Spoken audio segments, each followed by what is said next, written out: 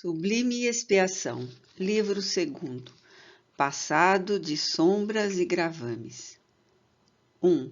Sucessos e desditas passados. O ano de 1492 deixou poderosos sulcos na história. Enquanto a Renascença se implantava em Roma e lutas lamentáveis eram travadas entre os diversos reinos italianos e os estados papais, a Europa não conseguia livrar-se das sangrentas e contínuas conjunturas bélicas que a infelicitavam. No dia 3 de agosto, após as vitórias conseguidas nas guerras em que se empenharam Fernando e Isabel, os reis católicos da Espanha, armaram a expedição chefiada por Cristóvão Colombo, que partiu do porto de Palos com suas 3 caravelas para a busca pelo Ocidente, o breve caminho marítimo para as Índias, o grande sonho de toda a Europa, mas que, aos primeiros dias de outubro, acabou por encontrar as terras do continente americano, alargando os horizontes geográficos do mundo. Logo depois, às 6 do mesmo mês de agosto, em Roma, reuniam-se em conclave os cardeais a fim de elegerem o substituto de Inocêncio VIII ao trono papal. Em tumultuados debates e negociatas que terminaram em empate no dia 10, logo decidido pelo cardeal Gerardo, que se supunha fora das faculdades mentais, graças à avançada idade de 96 anos, em favor de Rodrigo Borgia, que italianizou o nome para Borgia e nascera em Játiva, na Espanha, em 1431. A fim de conseguir o trono papal, Rodrigo, que desempenhara por longos anos posições relevantes em diversas administrações na corte vaticana, prometera alta remuneração aos seus eleitores, como, aliás, era costume na época. Assim, no consistório do dia 10, o cardeal Rodrigo foi eleito papa, escolhendo o nome de Alexandre VI, em homenagem ao genial combatente macedônio. Contava então 61 anos e iniciava uma época em que reuniria praticamente todos os estados litigantes sob a proteção da Igreja, na Itália, por processos poucas vezes honrosos e quase sempre por meio de iníquas batalhas, ganhas por meio da intriga, da astúcia e do crime, de que se encarregava César, o filho que ele destacara para dirigir as inomináveis questões do quartel-general no castelo de Santo Ângelo. A velha fortaleza se comunicava então com o Vaticano por meio de um subterrâneo, facilitando muitas providências discretas e valeria ao próprio Papa como refúgio seguro quando Carlos VIII entrou em Roma. Como governante, o pontífice Alexandre VI fez-se notar pelas construções que fez executar, tanto em Roma como fora da cidade, e pelo auxílio e proteção que dispensou às artes. Pode-se considerá-lo verdadeiro benfeitor da Universidade de Roma, entre os muitos serviços prestados à cultura em geral, que então florescia. O seu reinado, no entanto, foi todo assinalado por hediondos crimes perpetrados por César e seus comparsas, que não trepidavam em assassinar e destruir, culminando pelo fratricídio contra Giovanni, duque de Gândia, cuja desgraça despedaçou o coração do Papa, que não mais olvidaria o filho, vilmente traído e morto.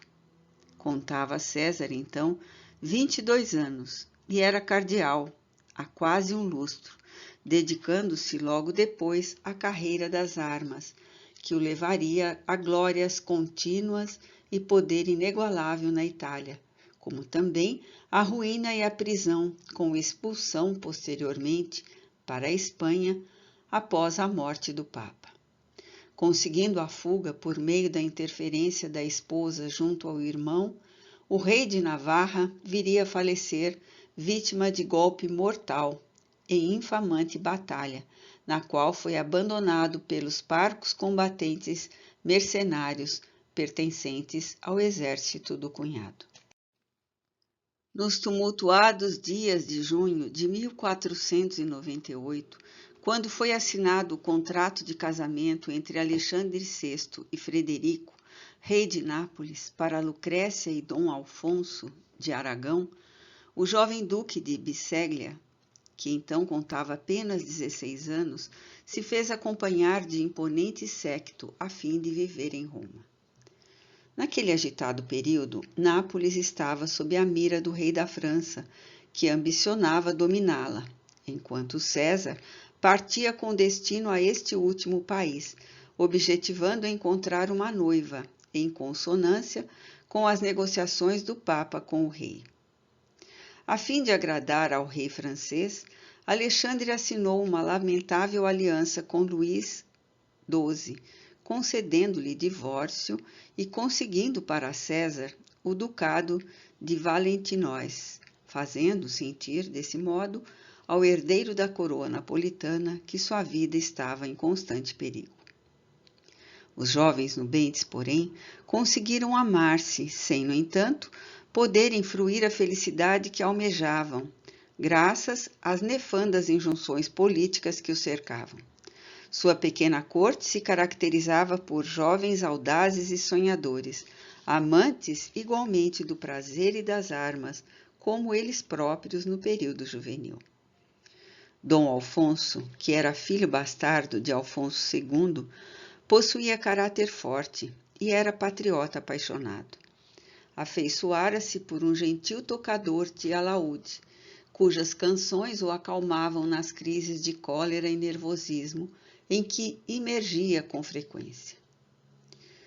Giuliano, o artista, procedia de Ferrara, tendo sido servido à casa deste, e de onde se evadiu, a fim de libertar-se de sórdida paixão que por pouco não o fizera perecer. Giuliano contava então 20 anos. Embora artista, possuía compleição robusta e descendia bastardamente do nobre clã do Ducado de Régio. Vivera confortavelmente a infância e a adolescência em suntuoso castelo nos arredores da cidade, onde desfrutava da convivência de pedagogos que o instruíam e lhe educavam o apurado gosto musical. Alto e louro, tinha olhos azuis que o tornavam fascinante, traindo-lhe a ascendência. Esgrimia com facilidade e era acrobata hábil. Galante, vivia em aventuras burlescas, das quais fugia sempre que as complicações se tornavam mais graves. Amava a vida, a beleza, o prazer, a fortuna. Acompanhava Dom Alfonso por afeição natural e pelos estipêndios generosos que recebia. A princípio de Frederico, seu protetor, e posteriormente em Roma, do próprio duque, que o fizera merecer as simpatias da família Borgia, que passou a estimá-lo, franqueando-lhe acesso à sua intimidade. A vida fascinante de Roma embriagava o jovem musicista. Os palácios faustosos, a constante pompa vaticana, as festas intermináveis proporcionadas por César, a irmã e ao cunhado e ao Papa, dominava inteiramente a alma do jovem e sequioso artista, que se empolgava e gozava até a exaustão. Tudo acontecia em Roma, os grandes negócios como os crimes mais truculentos. A vida dos estados e o destino dos governantes ali se decidiam. As disputas artísticas e as conquistas de terras lá se consumavam. Embaixadores e diplomatas revezavam-se, tudo ocorrendo entre o castelo de Santo Ângelo, cujas prisões estavam sempre abarrotadas de traidores, pessoas que poderiam incomodar os poderosos, e o Vaticano, em cujas dependências nababescas e a aristocracia e a nobreza, os cardeais e os diplomatas conversavam com meias palavras, disputando entre si as posições de mando por meio das armas sutis da politicagem soez. Diga-se de uma vez, Roma era um paraíso e um inferno, onde a imponência e a miséria se misturavam em quadros contraditórios. As águas do Tibre tingiam-se constantemente de sangue e cadáveres apareciam com frequência às suas margens. Ao amanhecer. Em Roma, o que não se consumava pela manhã, fruindo de sorte, poderia acontecer à tarde, mas nunca deixava de dar-se à noite. A rapina habilmente dissimulada nos altos postos da governança da Igreja promovia o aprisionamento de cardeais e religiosos de alto porte, liberados sob régias multas. A usurpação e a ganância confraternizavam sem discrição, alardeando sórdidos triunfos obtidos entre as taças de vinho e os acessípies sobre os quais muitas vezes era colocado o tradicional cantarela, de terríveis consequências, cujo efeito lento provocava a morte em circunstâncias muito dolorosas. Havia o fulgor do luxo e da ostentação, a competição da posse indignamente conseguida, os espetáculos soberbos e originais, o teatro, as festas intermináveis. Giuliano passou a ser figura requisitada pelas mais destacadas personagens romanas. A generosidade de Lucrécia e a afeição do duque facultava-lhe gozar as concessões da oportunidade, refartando-lhe a bolsa incessantemente ávida de moedas de ouro para as dissipações e as venalidades em voga. Corrompeu-se-lhe o caráter com o licor embriagante da devassidão. Os sentimentos de amizade foram substituídos pelo interesse e pelo despudor, pois a cornucópia da degradação contém mais baixezas do que se espera. As conquistas de César e seu porte altivo fascinavam a imaginação do regiano. Muitas vezes fora atender ao dominador, tendo oportunidade de deleitá-lo e de agradá-lo com a sua música e sua espada, pois também sabia usá-la com mestria.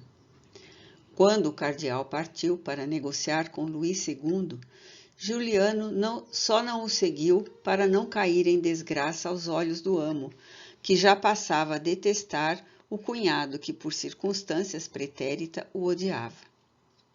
As peças malsinadas do jogo da política e da sordidez já se reuniam para os desfechos inesperados.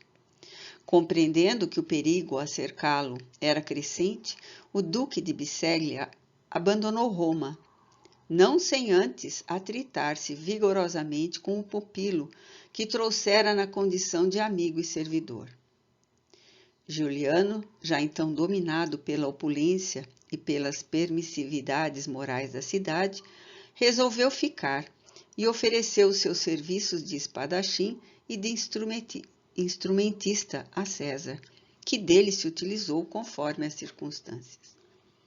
Dom Alfonso, magoado, investiu contra Giuliano numa das suas habituais crises nervosas, só não lhe tirando a vida, ou perdendo a própria, em razão da destreza do músico guerreiro. Começava então a história kármica de longo curso que de certo modo renascia das cinzas de antigas loucuras adormecidas, que a engrenagem da reencarnação amortecera, a fim de facultar experiências novas na estesia musical com que poderia conquistar méritos, iniciando o indispensável resgate na estrada da retidão com vistas ao futuro redentor. Os impulsos inferiores, no entanto, demoradamente estimulados, convertem-se em algozes da paz e senhores do homem, que somente a penosos esforços deles conseguem libertar-se, quando se propõe, em definitivo, a elevação pela senda do sacrifício e da renúncia.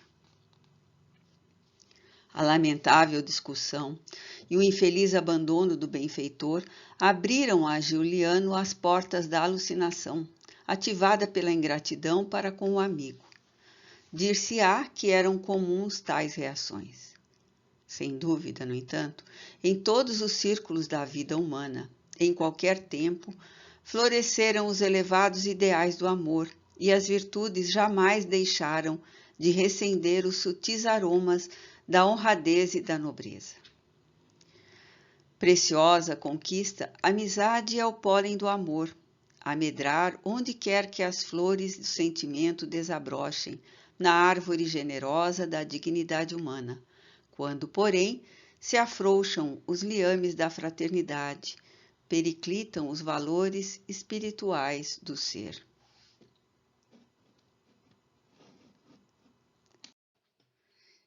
Juliano, desnorteado pela luxúria e embriagado pelos excessos, como se desejasse reter o que era incapaz de conservar nas trêmulas mãos da ansiedade, com os sentimentos elevados já entorpecidos, começou a descer, desde que abandonou o benfeitor, quando este mais necessitava dele, aderindo ao triunfador do momento, quando este menos precisava de novos sequazes.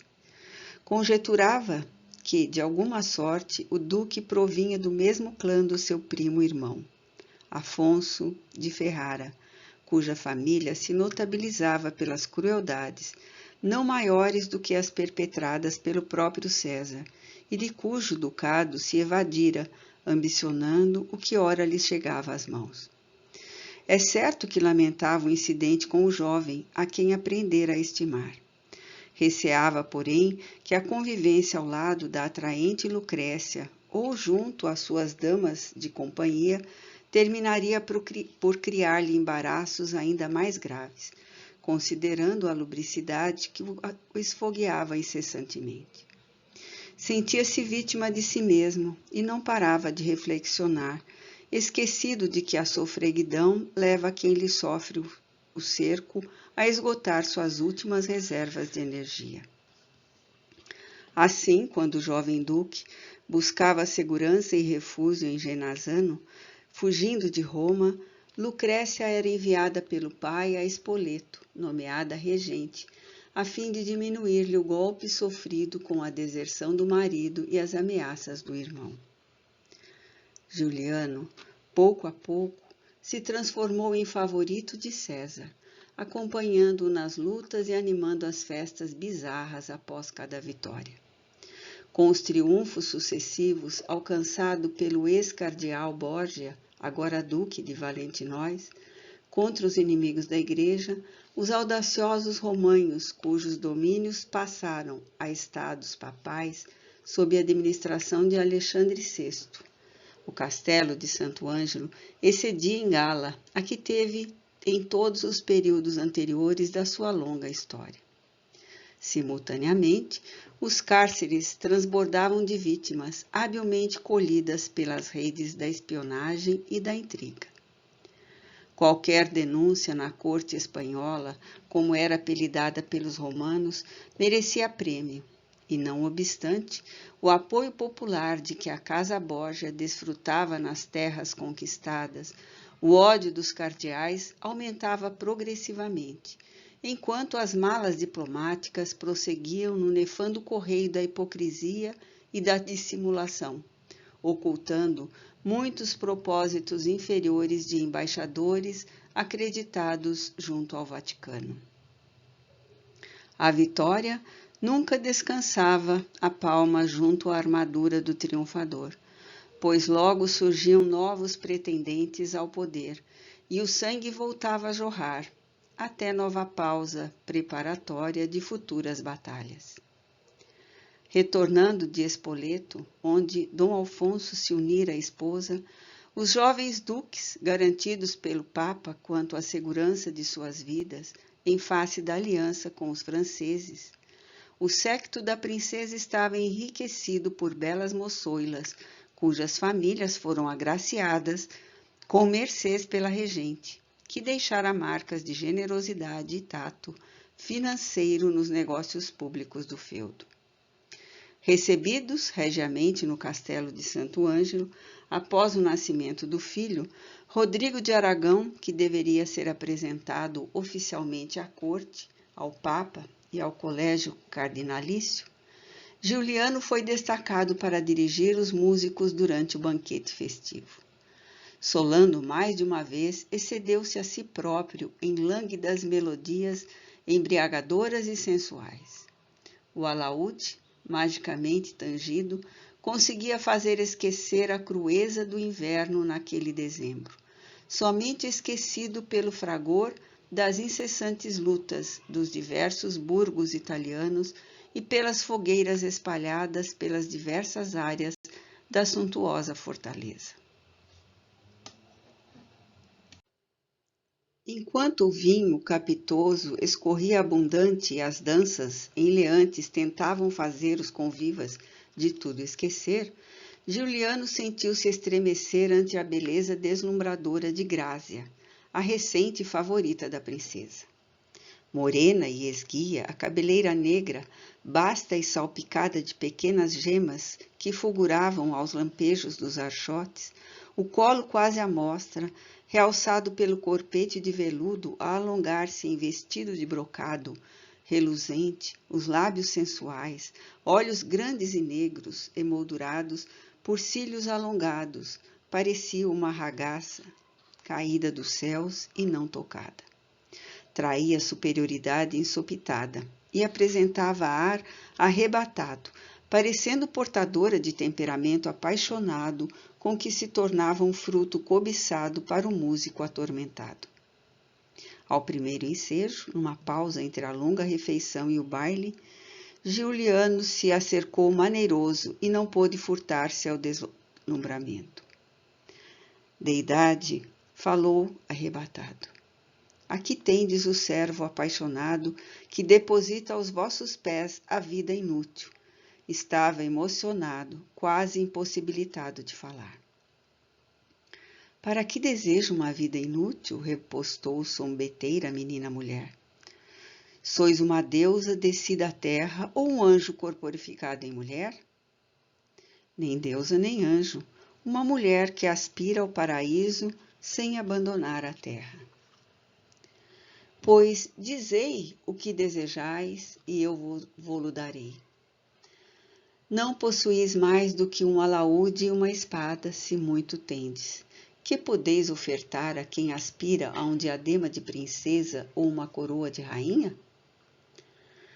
Lutarei para dar-vos a glória e transformar o vosso sonho em realidade. Então voltai após a luta, trazendo o triunfo, e intercederei junto à princesa Lucrécia para que negocie nossas vidas em contrato de amor, já que para mim ela prepara precioso acordo com a casa de Módena. Sede breve, portanto. Prefiro a morte a perder-vos. Arrematada loucura, pois nunca vos pertenci e não creio que venha a pertencer-vos. Risonha e frívola, Grazia deslizou, tornando ao grupo loução que cercava a senhora. Giuliano, que já não possuía paz, perdeu então a alegria que supunha possuir.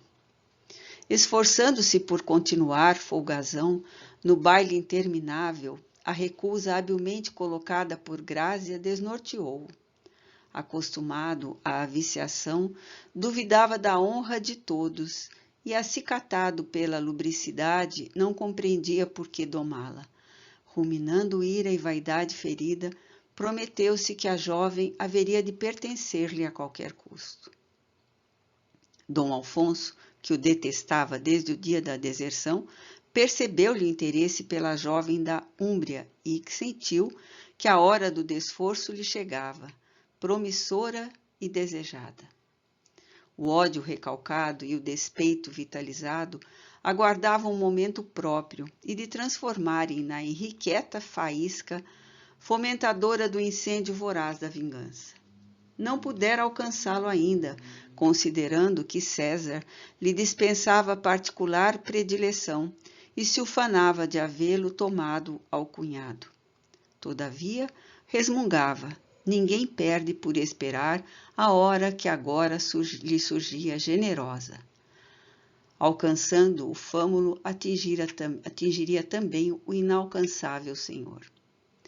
Grácia, por seu turno, não ficara indiferente aos encantos do musicista. Ambiciosa, esperava todavia um quinhão maior da vida, que o de permanecer como servidora de uma princesa, quando poderia sê-lo ela própria. O amor era então condimento de secundária importância nos enlaces matrimoniais. O matrimônio nas famílias nobres e dominadoras tinha o objetivo de selar compromissos comerciais, facultando-se aos nubentes, por outro lado, a realização afetiva em caráter extraconjugal de que resultavam filhos bastardos, em permanente competição com aqueles que as leis consideravam legítimos. A mulher não passava de objeto de que se utilizava a família e era muitas vezes colocada a serviço de interesses inconfessáveis. Selavam-se assim, esponsaliciamente, entendimento entre nações, consolidavam-se fortunas e salvavam-se posições oscilantes nos jogos políticos e sociais. Não se inquiriam quais os anseios das pessoas, porquanto se apregoava que o amor sempre chegava depois, embora muitas vidas fossem destroçadas prematuramente. Grácia, apesar de não se encontrar ainda maculada, não ignorava de todos os favores e lucros que as dissipações concedem aos seus apaniguados iludidos. Percebia que, embora Dom Alfonso amasse a esposa, porquanto viviam em término conúbio afetivo, em que o recato nem sempre estava presente, o ardente napolitano demonstrava curioso interesse pelos seus encantos, que sabia realçar com a perspicácia de quem acalenta a ambição. Obviamente, o duque lhe despertava cobiça, mas, simultaneamente, receava Lucrécia, que de temperamento intensivo seria capaz de qualquer loucura a fim de reter a presa amada. Nesse jogo, pressentiu o irromper de sofrimentos ignotos que as cercavam, asfixiando-a com as mãos veludosas e materiais, cuja constrição, porém, experimentava em crescendo. Lucrécia e Dom Alfonso residiam em privilegiado local, donde se podia ver a cidade eterna, escorregando dos montes e espraiando-se entre os ciprestes verdes escuros. O Palácio de Santa Maria, em Pórtico, era dotado de jardins e pátios internos, ricamente decorado com tapeçarias preciosas e vasos antigos de rara beleza. No Vaticano, as paredes, com seus afrescos, recebiam naqueles dias restauração e criações novas de artistas consumados. Bernardo Betti, cognominado Pinturicchio, célebre pelo movimento da composição e pelo brilho das cores, decorara as salas e pintara obras notáveis que ficaram célebres nos apartamentos dos Borgia.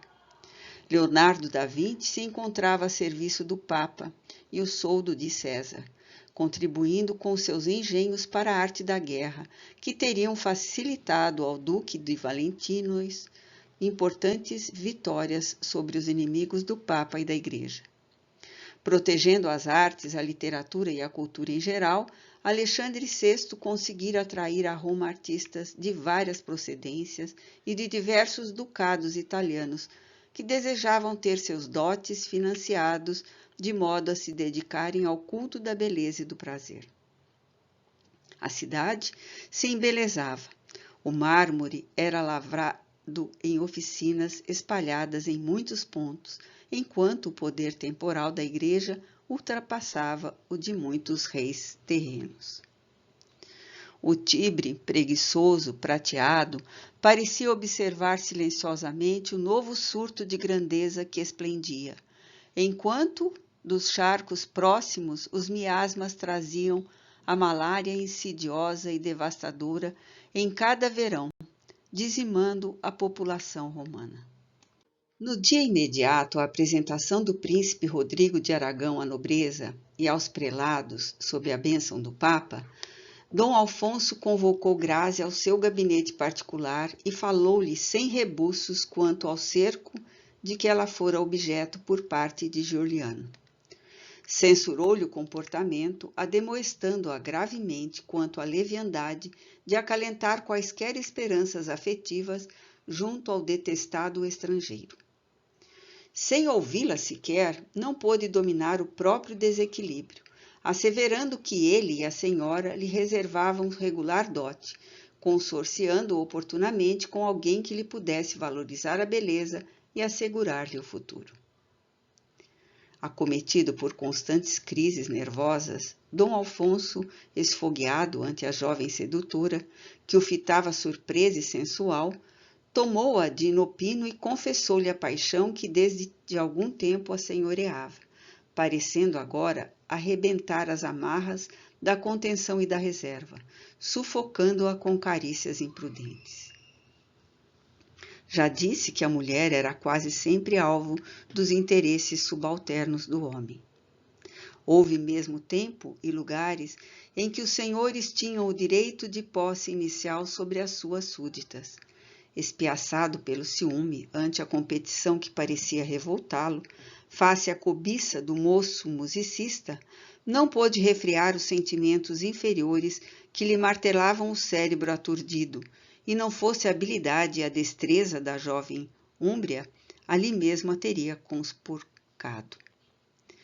Desvencilhando-se com astúcia dos braços envolventes, Grácia referiu-se à vingança dos Borgia, que lhe pesaria sobre a cabeça, caso se atrevesse a compartir com ele o leito da senhora, jurando fidelidade à casa que servia e suplicando-lhe proteção com indisfarçável habilidade, contra qualquer um que lhe ameaçasse a estabilidade moral, senão mediante o seu consentimento e o da sua ama, por meio de contrato nupcial.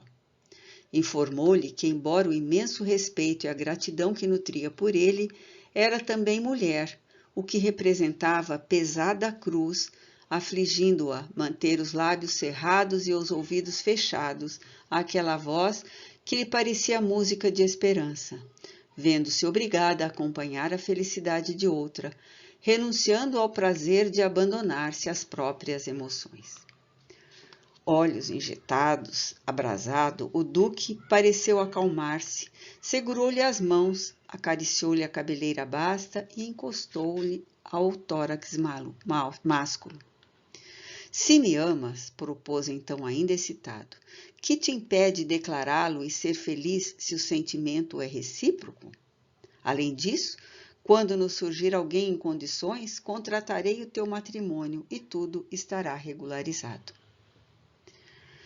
Temo, senhor, redarguiu a jovem.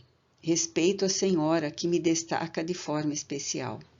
Não faltaria quem nos visse em recreio de prazer e a informasse. Não lhe suportaria o olhar, nem teria forças para suportar o relho ou outro qualquer suplício físico. Não nasci para o sofrimento. Não tenho resistência. Anseio a posse, a vida cômoda e regalada, que, possivelmente, nunca fruirei. O concubinato somente me serviria como trampolim para o triunfo, caso me rodeasse de força e tranquilidade. Eu lhe garantirei a paz, afirmou o precipitado Alfonso, colocando-se a salvo de qualquer ultraje. Não ignora o meu amo, redarguiu segura do próprio atrevimento, o poder dos Borgia, mesmo que a senhora me perdoasse. Que aconteceria? O duque de Valentinois me alcançaria, falou propositadamente, a fim de atingi-lo no ponto vulnerável. Duque de Valentinois? Gargalhou, evidenciando emoções em desconcerto. Não me fale desse marrano. A expressão depreciativa estava em voga em Roma como forma de escarnecimento do Papa e servia para designar os judeus conversos. Ele foi negociar Nápoles com o nefando rei da França, e disso se arrependerá muito cedo. Conseguiu o título de duque pela interferência indébita de sua santidade, que concedeu a anulação do casamento do malfadado gaulês. Se ele é poderoso, também o sou. Saberei no momento próprio realizar o desforço. Grácia sabia ter alcançado o objetivo. desviar a conversa e libertar-se da sedução perigosa. Assim, estimulada pela insensatez do moço, voltou à carga. Me fala se ele vos detesta. O sentimento é recíproco. E se ele vos atingir? Fala-se tanto em Roma em cestos bacanais especiais para as famílias. Alfonso, que compreendeu a alusão a incestos, levantou-se e esbofeteou a jovem. Calúnia, Lucrécia, é pura e ama-me. Ninguém duvida, senhor. Não me refiro à senhora, explicou-se loquaz, percebendo o erro cometido por precipitação, mas a outras famílias vaticanas, expoentes da chancelaria e do colégio, desatou a chorar. Dom Alfonso pediu-lhe perdão pelo golpe intempestivo. No íntimo, Grácia se agradou do calor daquele homem perigoso, descontrolado, capaz de amar e de matar, e deixou-se dominar pelo choro convulsivo. Passado alguns momentos de enlevo nos quais a calma se apossou de ambos, como se o instante selasse infeliz consórcio. Dom Alfonso beijou-lhe a mão delicada e despediu-a, cortês prometendo convocá-la oportunamente quando tomava providências. Grácia enxugou os olhos e saiu precipitadamente. Sentimentos desencontrados bailavam na sua alma. Ânsia de poder e emoções variadas de amor, de desejo, de glória e de receio que se projetavam sobre o futuro.